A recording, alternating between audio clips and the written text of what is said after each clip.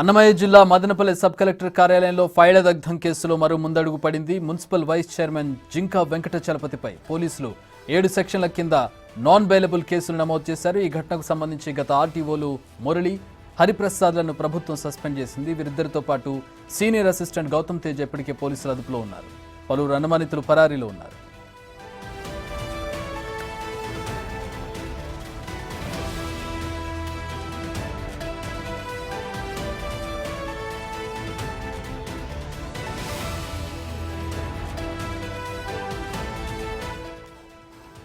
అన్నమయ్య జిల్లా Madanapalle sub collector కార్యాలయంలో ఫైళ్ల దగ్ధం కేసులో మరో ముందడుగు పడింది. Municipal vice chairman Jinka Venkata చలపతిపై పోలీసులు 7 సెక్షన్ల కింద నాన్ బెయిలబుల్ కేసులు నమోదు చేశారు.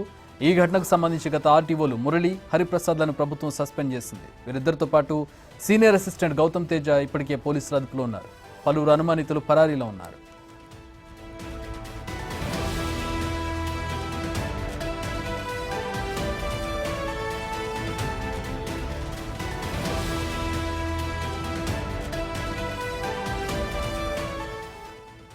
మా ప్రతినిధి దామోదర్ జాయిన్ అవుతున్నారు. దీనికి సంబంధించి మరిన్ని వివరాలు అడిగి తెలుసుకుందాం. దామోదర్, ఏంటి వీళ్ళ ప్రమేయం ఏంటి ఈ ఫైళ్ల దగ్ధం కేసులో? చక్రి, మదనపల్లి సబ్ కలెక్టర్ కార్యాలయంలోనే ఫైల్స్ దగ్ధం కేసులో ఇప్పటికే మాజీ మున్సిపల్ చైర్మన్ జింకా వెంకట చలపతితో పాటు మాజీ ఎమ్మెల్యే షాజహాన్ బాషా, అదేవిధంగా మాధవ్ రెడ్డి, ఆయన అనుచరుడు రామకృష్ణారెడ్డిని పోలీసులు వాళ్ళ ఇళ్లలో తనిఖీలు చేశారు. మాధవ్ రెడ్డి ఇప్పటికే అజ్ఞాతంలో ఉన్నాడు.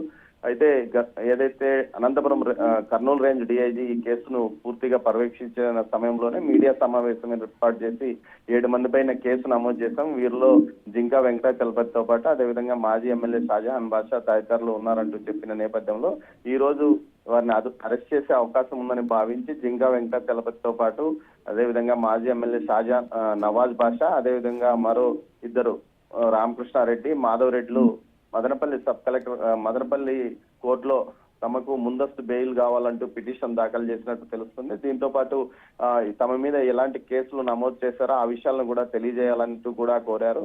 దీనికి సంబంధించి వారు ఈ రోజు కోర్టులో సాయంత్రం బెయిల్ పిటిషన్ దాఖలు చేసినట్టు తెలుస్తుంది. అదేవిధంగా మదనపల్లి సబ్ కలెక్టరేట్ ఫైల్ దగ్ధం కేసులో ఇప్పటికే ఆర్డీఓలు హరిప్రసాద్ తో పాటే మురళి, అదేవిధంగా సీనియర్ అసిస్టెంట్ గౌతమ్ ను సస్పెండ్ చేసిన పరిస్థితి.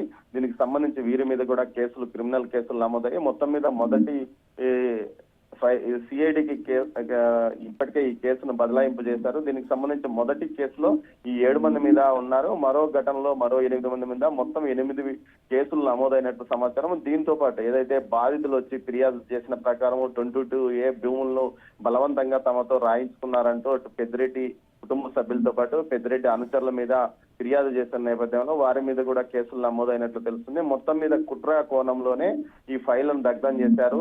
22A భూములకు సంబంధించి పూర్తి స్థాయిలో వివరాలు బయటకు రాకోకుండా తాము చేసిన అక్రమాలు బయటకు రాకోకుండా అటు రెవెన్యూ అధికారులు, స్థానిక రాజకీయ నాయకులు, ఏదైతే పెద్దిరెడ్డి అనుచరులు చేసిన కుట్ర ఫలితంగానే మదనపల్లి సబ్ కలెక్టర్ కార్యాలయం దగ్ధమైందంటూ కేసులు నమోదైన పరిస్థితిలో వీరంతా ముందు జాగ్రత్తగా ఏదైతే బెయిల్ కోసం దరఖాస్తు చేసుకున్నట్లు సమాచారం.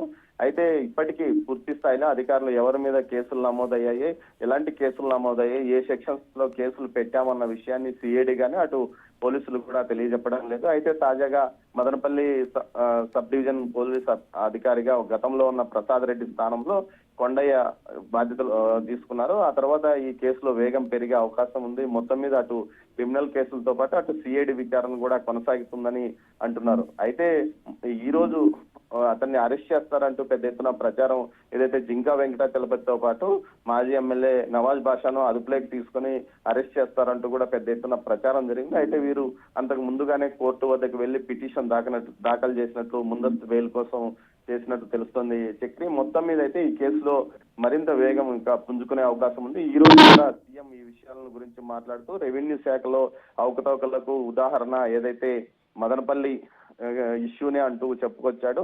ఏదైతే భూముల కబ్జాలను తమ క్రమబద్ధీకరణ చేసుకోవడం కోసమే మదనపల్లి సబ్ కలెక్టర్ కార్యాలయంలో ఫైల్స్ ను దగ్ధం చేశారంటూ కూడా ఆయన చెప్పడం విశేషం. మొత్తం మీద ఈ కేసుకు సంబంధించి ఒక ఇంటెలిజెన్స్ సీనియర్ అధికారి కూడా దర్యాప్తు చేస్తున్నట్లు సమాచారం. అయితే సిఐడి మొత్తం 10 బృందాలను ఏర్పాటు చేసి పూర్తి స్థాయిలో విచారణ కొనసాగిస్తుంది. ప్రతి సిఐడి బృందానికి ఒక డిఎస్పీ ఇన్ఛార్జ్ గా ఉన్నారంటూ తెలుస్తుంది. మొత్తం మీద 10 మంది డిఎస్పీలు ఈ కేసు కోసం పనిచేస్తున్న నేపథ్యం. మరోవైపు పెద్దిరెడ్డి కీలక అనుచరుడు హైదరాబాద్ లో శశికాంత్ సిఐడి అదుపులోనే ఉన్నట్లు సమాచారం. ఇతని వద్ద కీలక ఫైల్స్ లభించినట్లు తెలుస్తుంది. దీంతో పాటు నెల్లూరులో ఒకరిని, అనంతపురంలో ఒకరిని కూడా అదుపులోకి తీసుకున్నారు. ఇంకా చాలా మంది అనుమానితులు పరారు అయ్యారని కూడా సమాచారం. మొత్తం మీద మదనపల్లి సబ్ కలెక్టర్ ఫైళ్ల కేసులో ఏదైతే నిందితులుగా భావిస్తున్నారో జింకా వెంకట చలపతి, నవాజ్ బాషా, రామచంద్రారెడ్డి అనే వ్యక్తి, అదేవిధంగా మరోవైపు రామకృష్ణారెడ్డి, మాధవరెడ్డిలు బెయిల్ కోసం ఈ రోజు దరఖాస్తు చేసుకున్నారు. Chakri. Thanks for the updates Damodar.